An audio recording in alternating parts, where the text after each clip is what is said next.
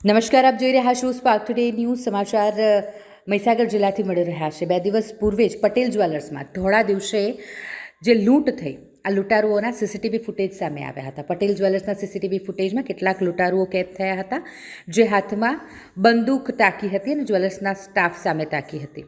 CCTV ફૂટેજમાં એક મહિલા સહિત 8 લૂંટારુઓ આ લૂંટમાં સામેલ હતા. પટેલ જ્વેલર્સમાં લૂંટારુઓના સીસીટીવી ફૂટેજના આધારે મહીસાગર પોલીસે તપાસનો ધમધમાટ શરૂ કર્યો છે. લૂંટારુઓ લૂંટને અંજામ આપવા માટે જે કાર લઈને આવ્યા હતા, એ કાર દાહોદ જિલ્લાના લીંબડીમાં મૂકીને તેઓ ફરાર બન્યા છે.